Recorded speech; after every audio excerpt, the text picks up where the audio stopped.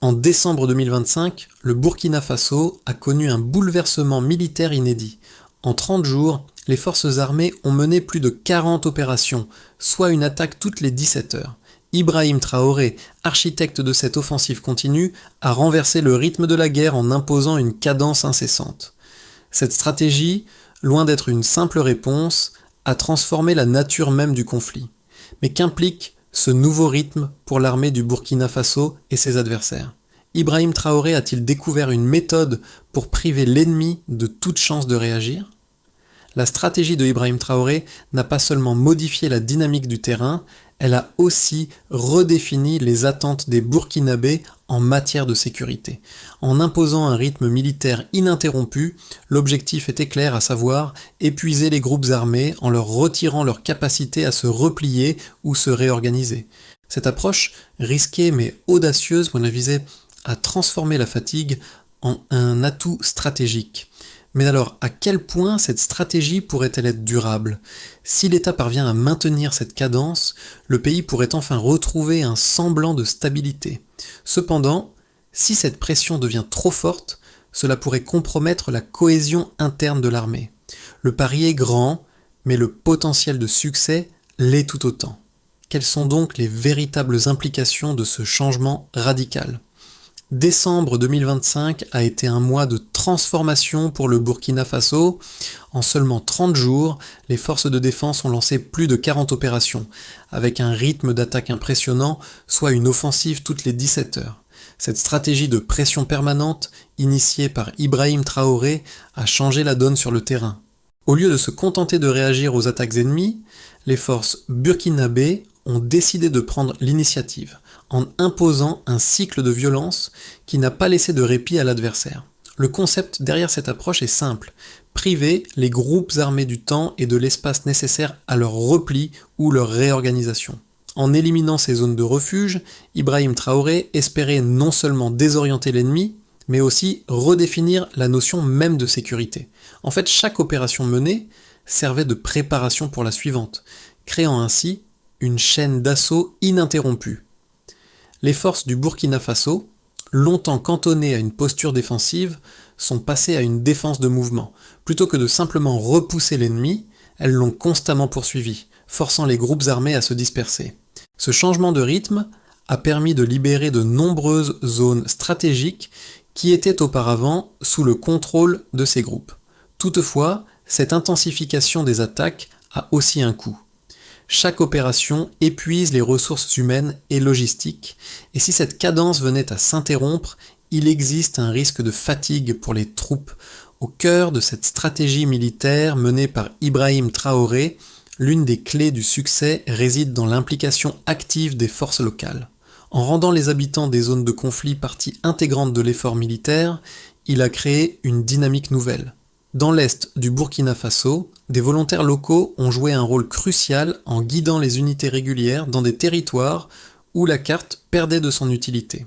Grâce à ces guides civils, l'armée a pu pénétrer dans des zones où l'accès était autrefois impossible en raison de la topographie difficile et des pièges tendus par les groupes armés. Ce lien entre les forces militaires et la population locale a eu un impact immédiat. Non seulement il a permis d'assurer la sécurité dans des zones clés, mais il a aussi renforcé la légitimité des autorités nationales auprès de la population. Les villages, jadis abandonnés à leur sort, ont progressivement retrouvé une certaine forme de normalité, avec l'ouverture des routes et le retour des échanges commerciaux.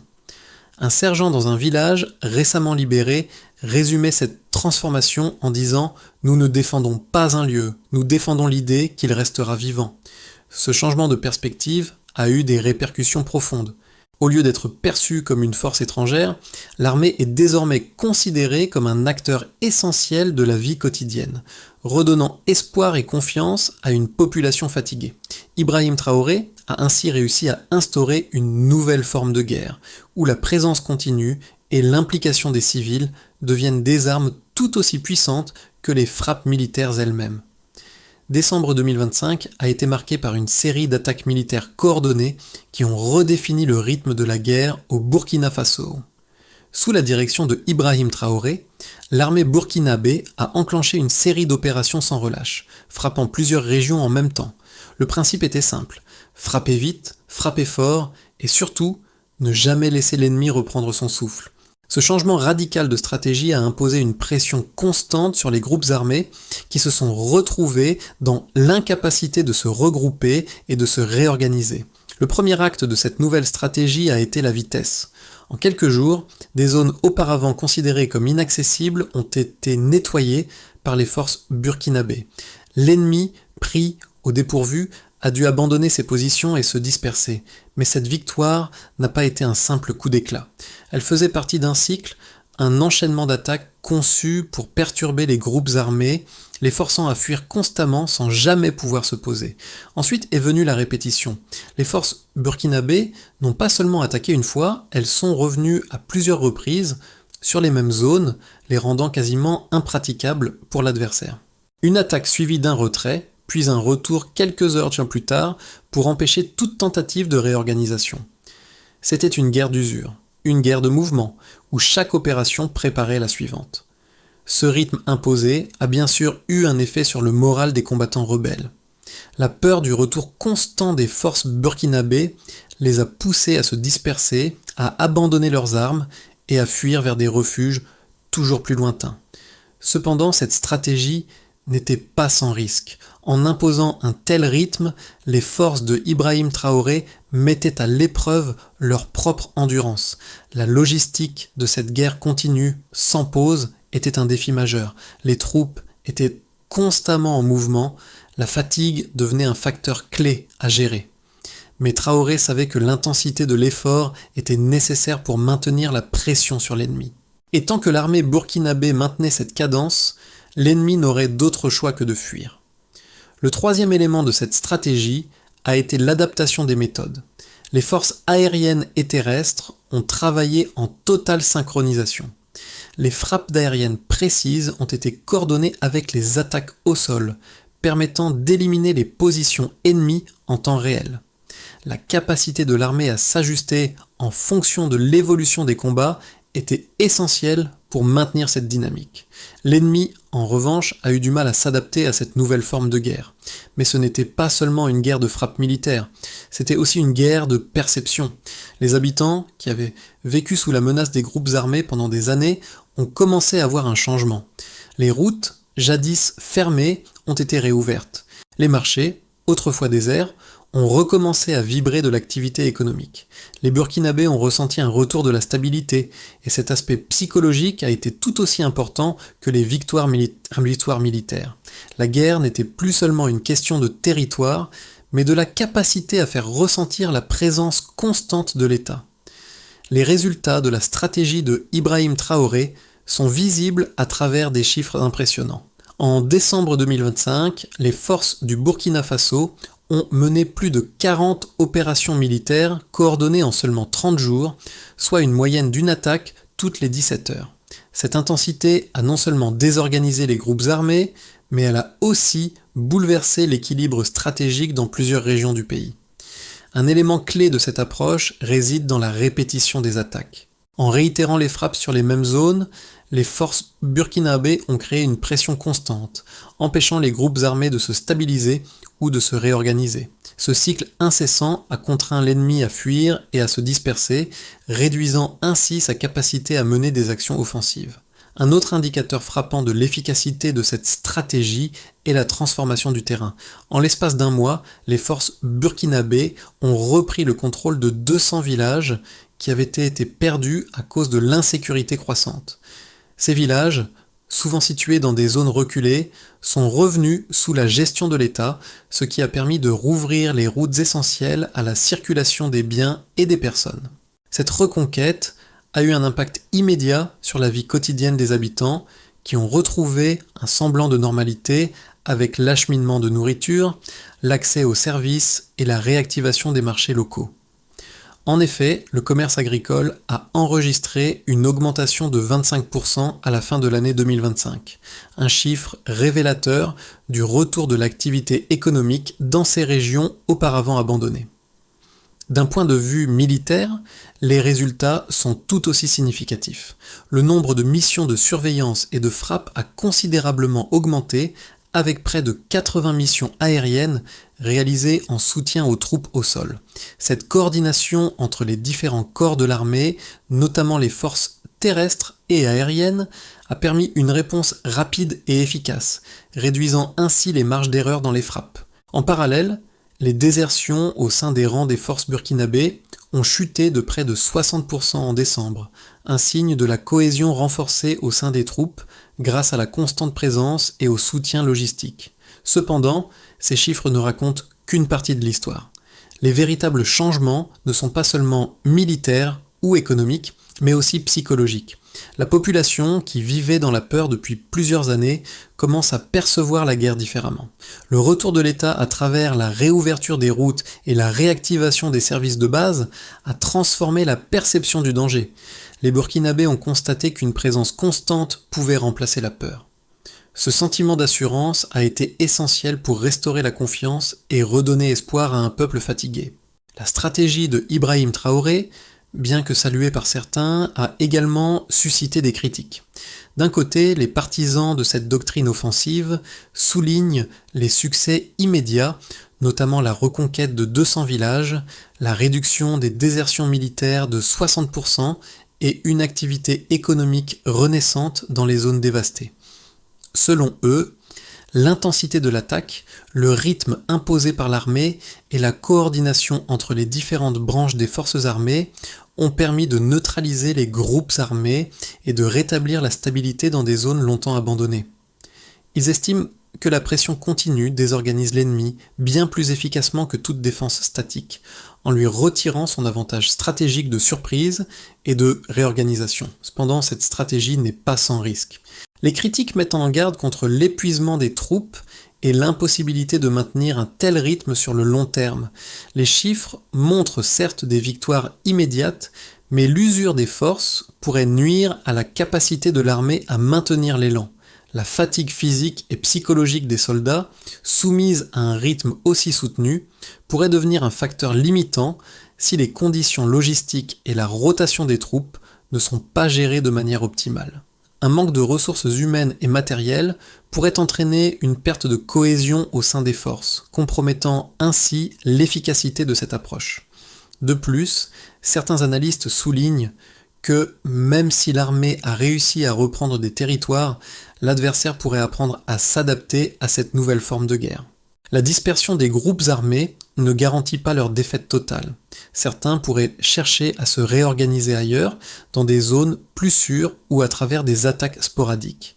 La question se pose alors, l'approche d'Ibrahim Traoré peut-elle réellement être soutenue sur le long terme sans risquer une fatigue stratégique des forces du Burkina Faso ?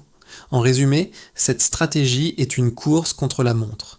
Si l'armée burkinabé parvient à maintenir sa cadence et à gérer les risques liés à l'usure des troupes, elle pourrait offrir une solution durable pour éliminer la menace. Cependant, une mauvaise gestion de la pression pourrait inverser la dynamique et conduire à une fatigue généralisée des forces, offrant ainsi une opportunité à l'adversaire pour contre-attaquer. Au milieu de cette offensive ininterrompue, un élément clé est apparu. La transformation de l'armée burkinabé d'une force réactive en une force proactive, capable de dicter le rythme du conflit. Ibrahim Traoré l'avait annoncé ainsi « Nous avancerons tant qu'ils reculeront ». Cette philosophie a imprégné chaque opération, chaque mouvement des forces. Mais alors, cette stratégie basée sur la vitesse et la répétition peut-elle réellement assurer une victoire durable ? La réponse réside dans la capacité de l'armée à maintenir son efficacité, non seulement sur le terrain, mais aussi dans la gestion de ses ressources humaines et logistiques. Pour l'instant, les résultats de Mokta sont incontestables. Les groupes armés sont déstabilisés, les routes réouvertes et les villages repris. Cependant, la question de la pérennité de ce rythme reste en suspens. Une seule chose est certaine. Cette guerre n'est plus simplement une succession de batailles, mais une lutte pour la constance. Si l'armée burkinabé réussit à tenir cette cadence, elle pourrait non seulement reprendre du territoire, mais aussi redéfinir la guerre moderne dans le Sahel. Mais si le rythme vient à faiblir, l'adversaire pourrait bien profiter de cette opportunité pour regagner du terrain. Les répercussions de la stratégie d'Ibrahim Traoré se manifestent à plusieurs niveaux, non seulement sur le terrain militaire, mais aussi dans les domaines économiques, sociaux et psychologiques. D'abord, du point de vue militaire, l'impact immédiat a été impressionnant. En seulement 30 jours, plus de 40 opérations ont été lancées, avec une fréquence de 17 heures entre chaque attaque. Cette cadence a désorganisé les groupes armés, les forçant à fuir, à se disperser et à perdre leurs repères. La victoire n'était pas simplement dans la prise de territoire, mais dans la capacité à maintenir la pression en continu. Les forces burkinabées ont repris 200 villages, permettant de rétablir une certaine sécurité et stabilité dans des zones qui étaient devenues des zones de non-droit. Du point de vue économique, la reconquête de ces territoires a eu un effet immédiat. Les routes, autrefois fermées par les groupes armés, ont été réouvertes, permettant aux convois de ravitaillement de circuler à nouveau. Les marchés, autrefois déserts, ont recommencé à fonctionner, et les échanges commerciaux ont retrouvé leur vigueur. L'agriculture, secteur vital pour le pays, a commencé à se redresser avec une augmentation de 25% du commerce de produits agricoles. Cela a eu un impact direct sur la vie des habitants qui ont retrouvé une certaine normalité, voire un espoir de reconstruction. Cependant, les effets ne se limitent pas à la sphère militaire et économique. Sur le plan social, la stratégie de Ibrahim Traoré a permis de renforcer la cohésion sociale et la légitimité de l'État. Les Burkinabés, longtemps laissés à eux-mêmes, ont vu dans cette offensive une démonstration de l'engagement de l'État à protéger sa population. Les forces burkinabées, jadis perçues comme des intervenants extérieurs, sont devenues des acteurs de la vie quotidienne. La présence de l'État a non seulement assuré la sécurité, mais a également facilité la réouverture des écoles, des marchés et des infrastructures locales. La population a donc ressenti un retour à la normalité. Sur le plan psychologique, la guerre a profondément marqué la population. Après des années de peur, de répression et de violence, le fait que l'État soit de nouveau présent sur le terrain a offert une nouvelle forme de sécurité. La peur de l'inconnu, de l'insécurité permanente, a été remplacée par un sentiment d'appartenance et de stabilité retrouvée.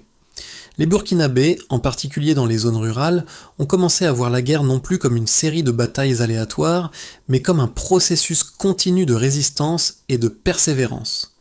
Cela a renforcé la confiance de la population envers les autorités nationales, et dans une large mesure envers la capacité de Ibrahim Traoré à mener le pays vers une stabilité durable. Dans les mois à venir, plusieurs trajectoires se dessinent pour le Burkina Faso. Selon les résultats actuels de la stratégie militaire, 3 scénarios semblent possibles pour l'évolution du pays à court terme, avec le scénario de base, l'optimiste et le pessimiste. D'abord, dans un scénario de base, la situation devrait continuer à se stabiliser. Si l'armée burkinabé parvient à maintenir le rythme des opérations sans subir de trop grandes pertes humaines ou logistiques, le contrôle des zones clés du pays pourra être consolidé. Les groupes armés seront de plus en plus confinés à des zones périphériques, ce qui permettra au gouvernement de renforcer progressivement sa présence et ses services dans les zones récupérées. Cette stabilité progressive pourrait également encourager davantage de partenariats régionaux et internationaux, ce qui permettra de sécuriser les frontières et d'assurer une meilleure coopération pour la reconstruction. Toutefois, la difficulté résidera dans le maintien de cette pression à long terme et il faudra s'assurer que l'armée ne s'essouffle pas. Ensuite, dans un scénario optimiste, la stratégie de Ibrahim Traoré aboutirait à une pacification rapide du pays avec une normalisation des zones récupérées, si la coordination entre les forces terrestres et aériennes continue de fonctionner aussi efficacement qu'auparavant, et si la logistique reste bien gérée, le Burkina Faso pourrait connaître une période de reconstruction rapide. Les services de base seraient pleinement rétablis dans les zones rurales et les communautés pourraient se concentrer sur le développement économique et social. Ce scénario suppose une stabilité durable, où la population jouerait un rôle clé dans la gouvernance locale, renforçant ainsi la légitimité de l'État. Cependant, l'intensité des attaques et l'ampleur de la reconstruction demanderaient des ressources considérables. Enfin, dans un scénario pessimiste, le plus grand risque pour la stabilité du pays réside dans l'épuisement des ressources et de la population. Si le rythme des opérations venait à faiblir ou si la logistique ne suivait pas, les groupes armés pourraient regagner du terrain.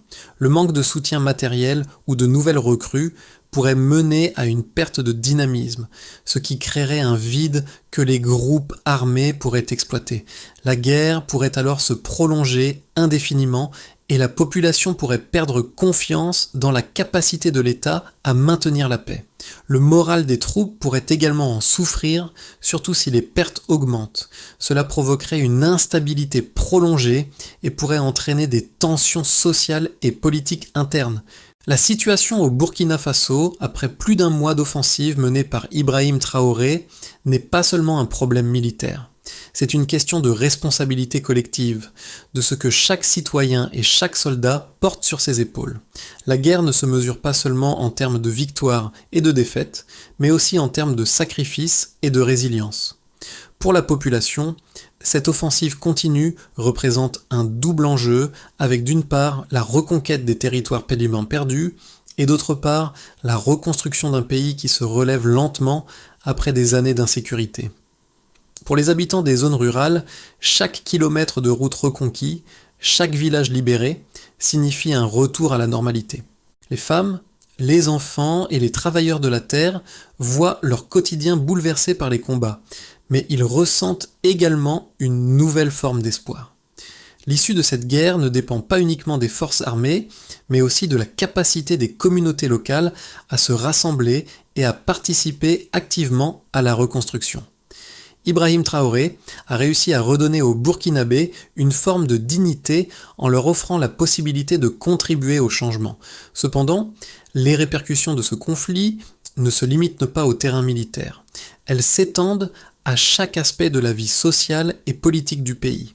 L'implication de la population civile dans les efforts militaires, la réouverture des marchés et la reprise des échanges commerciaux sont des signes visibles de cette transformation. Mais plus important encore, cette guerre montre que la vraie victoire ne réside pas dans la prise de territoire, mais dans la capacité à restaurer la confiance et à créer un avenir où la sécurité et la prospérité ne dépendent plus d'un système extérieur ou d'une aide internationale. Le chemin vers une paix durable au Burkina Faso passe par plusieurs étapes essentielles, chacune devant être menée avec une rigueur et une persévérance semblables à celles qui ont marqué la stratégie d'Ibrahim Traoré. D'abord, l'un des points essentiels doit être la rotation des troupes. Pour maintenir l'efficacité de l'opération, les unités doivent être relevées fréquemment afin de réduire la fatigue et d'assurer une capacité de réponse constante face aux groupes armés. La rotation est également un moyen d'assurer que les soldats restent motivés et que la cohésion au sein des troupes ne soit pas altérée. Ensuite, une fois le rythme militaire stabilisé, la logistique doit être renforcée. Le rétablissement des routes et l'assurance de couloirs sécurisés pour les convois humanitaires et militaires sont essentiels pour maintenir l'approvisionnement en ressources nécessaires à la guerre et à la reconstruction. Il est crucial que l'armée puisse se nourrir, se ravitailler en munitions et assurer une communication fluide tout en garantissant que ces routes restent accessibles à long terme. La participation civile sera également un pilier fondamental.